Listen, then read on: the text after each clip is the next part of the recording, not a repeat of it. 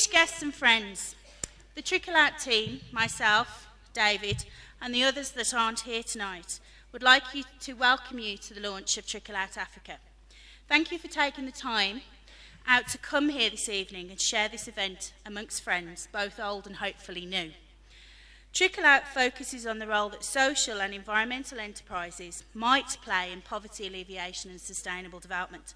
We're incredibly fortunate that some of the amazing business people who have listed in the Trickle Out directory are here with us tonight, along with some of the NGOs, government departments and others who support them.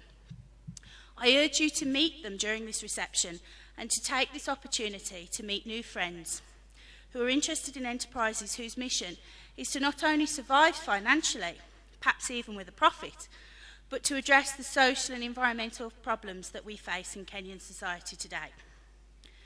This directory, which is constantly growing, offers the opportunity to promote these organisations locally, regionally and internationally.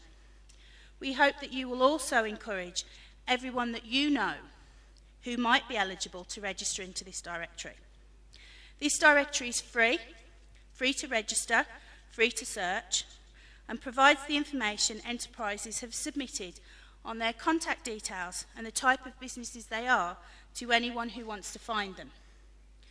As this project progresses, we will publish a series of very detailed case studies on some of these organisations, identifying the trickle-out benefits that they produce in their communities and further afield.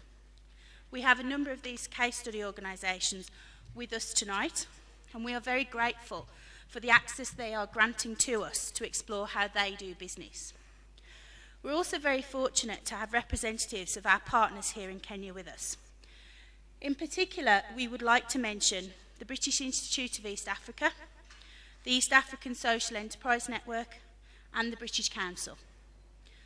On a personal level, I'm incredibly honoured to be able to work on this project and grateful to the UK Economic and Social Research Council for their funding support, alongside the support of my institution, Queen's University Belfast in Northern Ireland. I first came to the African continent in the early 1990s as a young, somewhat reckless graduate, hitchhiking across Zambia, Malawi and Zimbabwe. Much older and hopefully wiser, and no longer quite so keen on sleeping on the ground in a tent, I no longer hitchhike. But I have been fortunate to spend lots of time here in Kenya and East Africa over the last 14 years, travelling around and meeting many of the amazing entrepreneurial people that make up this vibrant and dynamic economy. We hope that in some small way, our project will help showcase the innovative, homegrown, truly transformative business models that form the bedrock of modern Kenya and other countries in Eastern and Southern Africa. We hope that Trickle Out helps us to understand more about the potential benefits that these businesses and the relationships they form. In addition, we hope that it offers a way for customers, potential partners, potential donors, and civil society to find and to learn more about these organisations. At this point, I would like now to invite our honoured guest, Alison Coots, the Director of the British Council here in Kenya, to say a few words.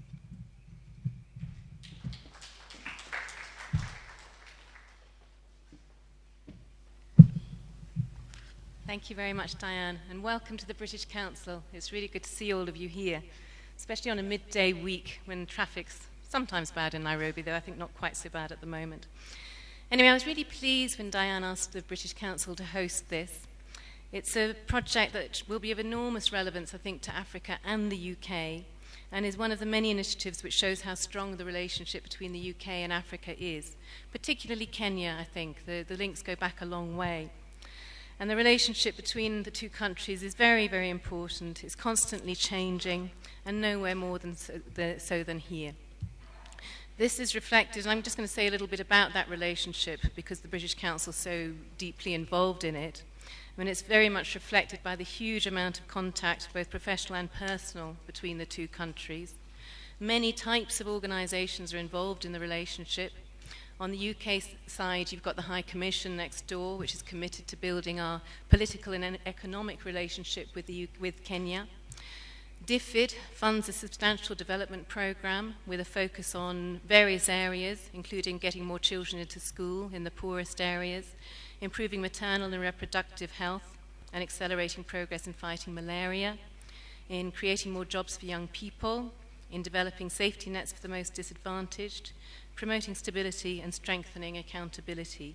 And they're spending an average of £128 million per year in Kenya over the next few years. It's huge. But it shows the commitment. And again, to have the British public funding being used like that is really a good commitment. And then there's a range of relationships being built up in education, culture, citizenship, etc., through NGOs, companies, educational institutions, and numerous individuals. The Trickle Down Project is one of these initiatives, and a very important one, and I'll come back to that in a minute. And the British Council, I hope, is another, and I'll say a few words about our role and our interest in this project. The purpose of the British Council, as I think many of you will know, because a few of you have worked with us before, is to create international opportunities for the people of the UK and other countries, in this case Kenya, and build trust between them worldwide. We're present in more than 100 countries worldwide and about 20 in sub-Saharan Africa. We're not political at all. We happen to be located next door, but we're a different organisation. We're not a donor agency either.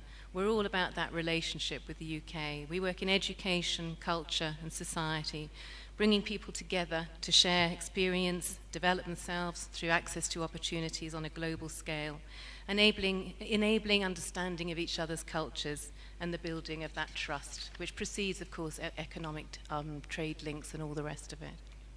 I just wanted to give you a few examples. In education, we have a very big school links program through which we link African schools with schools in the UK. And through them, we do professional development of teachers in both countries. We do a range of content and projects that influence curriculum and enable children and teachers to understand and learn from each other's experience, as well as their place in the world as global citizens.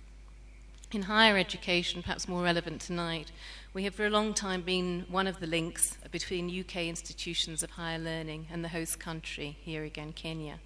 Where we can, we advise UK institutions how to connect and make partnerships with African universities.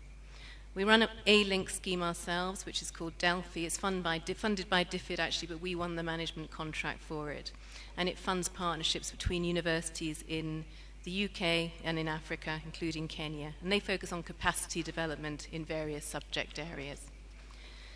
We've also introduced the Knowledge Transfer Partnership Scheme to Kenya. It's a very well-known one in the UK. And through this, links are set up between universities and business. And obviously the aim there is to have a strong exchange of knowledge on what the market needs are and what universities need to focus on to ensure their graduates are to make sure their graduates are employable. And here we've been working with the National Council of Science and Technology, who are now starting funding links themselves and hope to build up that program in Kenya. And we manage the prestigious Achieving Scholarship Scheme, which many of you will know. There's about 12 places a year for some of the rising Kenyans. And just for interest, there are about 3,000 Kenyan university students studying in the UK at any one time at the moment. That's the average sort of figure. We also have a new idea which we're bringing on stream in higher education over the next year. And what we're doing after consultation with various stakeholders here in the UK is we're planning a series of policy dialogues, discussions, bringing together very influential educationalists in the UK, Kenya, and about 2 or 3 other countries in sub-Saharan Africa to focus on specific areas and come up for recommendations of interest in those areas. So areas that are of common interest, whether it's how education is funded, whether it's access, whether it's quality, whatever those issues are. All the discussions and recommendations will be supported by evidence-based research. So again, it's a good model for building up policy based on real evidence. We've already done some research on the higher education sector in 7 countries in sub-Saharan Africa to inform the project. Excuse me. And we've got a local advisory group working out with us which areas we should continue to develop in partnership. In culture, our focus is on working with artists on business management and leadership skills. Artists are brilliant creatively, but not always as good at running a business. And through this sort of skills development, we are helping, we hope, them to become viable businesses, build up the creative sector industry here, and contribute to the economy, as well as in the UK, because then they will start having more creative and commercial links with our UK creatives at the same time. In fact, much of our work is with young entrepreneurs in different areas, which is one, along with our higher education work, some of the many reasons we are interested in the Trickle Out project. So to come on to that, Dr. Holt has mentioned the Economic Social Research Council, ESRC, and I'd like to give them their well-deserved appreciation. It's the UK's largest organisation for funding research on economic and social issues, and it's just fantastic that they've given support to this initiative, I think. Again, showing how important Africa is to the UK and its contribution to global research issues. Again, the UK is really interested in that. And then to come to the Trickle Out Africa project, well, Diane's described it, and so I won't say too much more about the detail. You can talk to her and David, her colleague, tonight. But from the Council's view, mine personally, it's a wonderful initiative, putting together a directory of all the social and environmental enterprises, or at least as many as they can find, will be enormously valuable and should build up innovation and enterprise, not just within Kenya and other countries, but across them as well, regionally and with wider, further afield. This can only be a good thing and should provide jobs and opportunities. Queen's University Belfast also deserves a mention. It's the host of this project and again demonstrates the long-established interest by UK universities in Africa and in doing research with Africa. So the whole thing's all to our benefit, so it's great for us to be able to play just even a small part, such as hosting the reception, but it's a privilege to do so. So I wish all involved every success and look forward to seeing the results. And thank you again to Diane and to David, to Jambi Wanjiru, who've been organising it, and to all of you for coming tonight. Thank you very much. As we close this stage of the proceedings, Diane and I would like to invite you all to mingle and to network, hopefully making new friends as you share some refreshments. We would like to thank our partners, the British Council, the East Africa Social Enterprise Network, and also the British Institute in East Africa for their support with this event. We'd also like to thank the team at Impact by Design, who've done such a fantastic job in arranging this event. And finally, we'd also like to thank you all for coming and to wish you a happy holidays. On behalf of the Trickle Out team and Queen's University Belfast, we would like to present a small token of our appreciation to our honoured guest Alison for hosting this event and for providing this opportunity for us to all meet here tonight.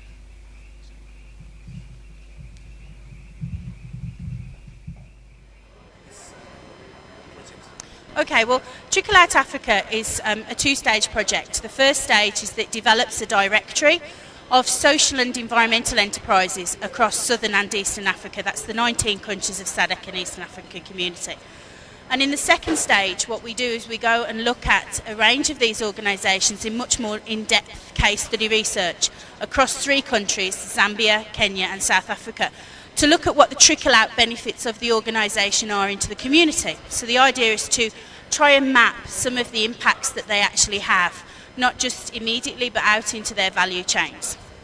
So the idea is to try and, I suppose, learn more about this particular sector in southern and eastern Africa.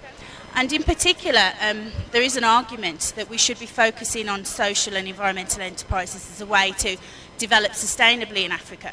So in order to do that, we need to know about them. And at the moment, there is not one single place where you can go where these organisations are profiled.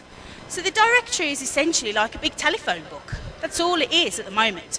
It's, you go onto the website and you can search it, and you can do it by country or by topic.